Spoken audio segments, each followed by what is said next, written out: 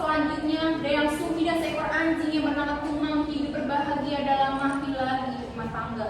Dalam rumah tangga mereka, Dayang Sumi dan Tumang dikaruniai seorang anak laki-laki yang gagah dan tampan. Anak tersebut tumbuh dan berkembang layaknya seperti seorang laki-laki pada umumnya. Anak laki-laki ini dinamakan Sang Kuryang. Dalam perjalanan perkembangan pertumbuhan Sang Kuryang, keseharian Sang Kuryang selalu ditemani oleh anjing yaitu Tumang. Yang ia hanya ketahui adalah seekor anjing biasa yang selalu setia menemaninya, bukan sebagai sekretari andalnya. Dalam perjalanan waktu yang senantiasa bergulir, Sang Kuryang berkembang dan tumbuh menjadi seorang pemuda yang tampan dan rupawan. Dan pada suatu ketika, Dayang Sumi memiliki putranya Sang Kuryang yang gagah. Anak Sang Kuryang, ibu saat ini saya memakan daging menjangan. Pergilah kamu ke hutan sekarang untuk berburu daging besar. Bawalah segera bersama diri. Baiklah, Bu. Setibanya Sang Kuryang melakukan. Gimana aku bisa memperoleh seekor daging menjangan yang besar? Aku tidak akan kembali pulang sebelum mendapatkan hasil yang memuaskan.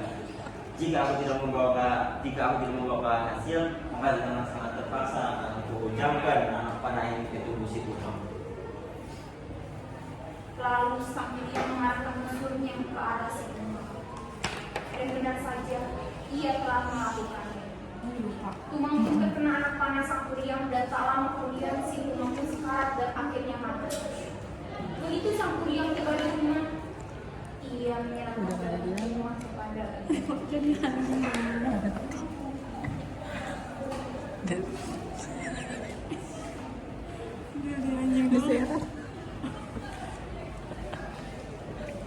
Ibu, ini adalah daging menjangan yang besar hasil buahku.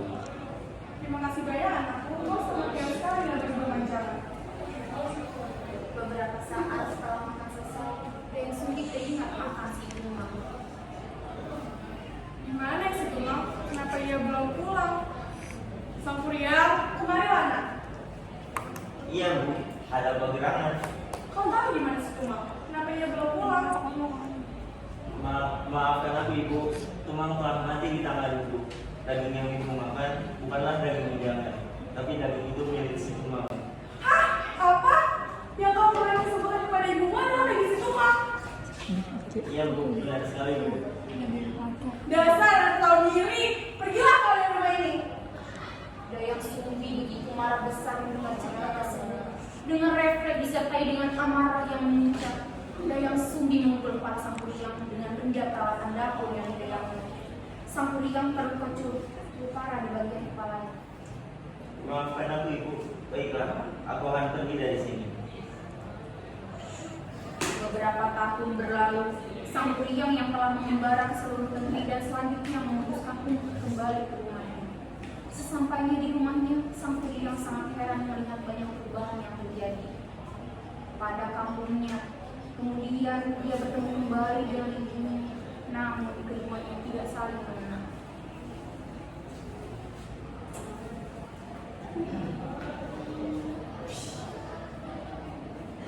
Hai Nona Manis, kau sangat cantik. Aku ingin sekali melamarmu. Maukah kamu membuka aku berselingkuh menjadi istriku? Baiklah, aku bersedia menjadi istrimu.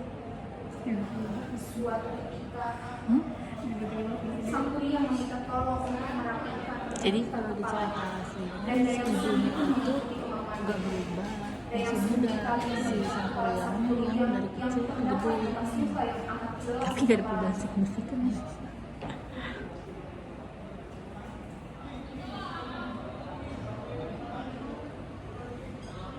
Sang Kuryang, kenapa kepalamu terdapat bekas luka? Luka apa itu? Benar, bagian kepalaku ini dulu aku pernah dipukul karena telah membunuh anjing kesayangan ibu. Ya Tuhan, ternyata kau adalah anakku Sang Kuryang. Dayang Sumi semakin bertambah bingung. Bagaimana ini? Dia ingin mencari diri sendiri. Aku harus mencari cara untuk mendapatkan ini. Sang Kuryang, aku ingin mengatakan hal sesungguhnya. Kau adalah anakku, kau putraku.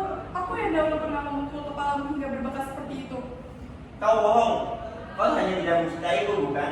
Makanya kau melarang cerita yang tidak supaya pernikahan kita gagal. Aku Apa yang kuceritakan adalah kebenaran. Aku adalah ibumu, nak. Setelah panjang lebar Dayang Sumi menjelaskan mengenai dirinya dan peran serta anjing yang bernama Tuma, namun sang Bidang tetap tak mau mendengarkan dan bersikeras hendak menikahi Dayang Sumi. Dayang Sumi berpikir keras untuk menemukan cara agar pernikahan dengan putranya gagal. Sang Bidang, apa kau tetap bersikeras ingin mempersuntingku? Tekadku sudah bulat. Baiklah, aku bersedia, tapi dengan beberapa syarat. Apa syarat yang kau ajukan? Aku ingin kau membuat sebuah bendungan dan perahu. Syarat-syarat tersebut harus kau penuhi sebelum fajar tiba. Baiklah, akan aku penuhi segala persyaratan yang kau ajukan. Sang priang pun pergi. Kemudian ia mengerahkan segala kesaktiannya dan memanggil jin-jin untuk membuat undangan yang baik. Wahai jin-jin, bantulah aku. Ketika pekerjaan sang priang tengah berlangsung, Dayang Sumi mengundang muslihat yang membangun ibu yang bukan sang priang berani melakukan pekerjaannya dan jin-jin pun lari berdiri karena mengira fajar telah tiba. Namun sang priang menyadari bahwa ini hanya tipu muslihat Dayang Sumi. Sang priang marah dan mengutuk Dayang Sumi. Ia mengulang hubungan yang telah jadi yang ia buat bersama jinnya. Karena amarah yang tak tersalurkan, sang priang pun menendang perahu tersebut dan jatuh dalam keadaan terbalik. Tidak, tidak.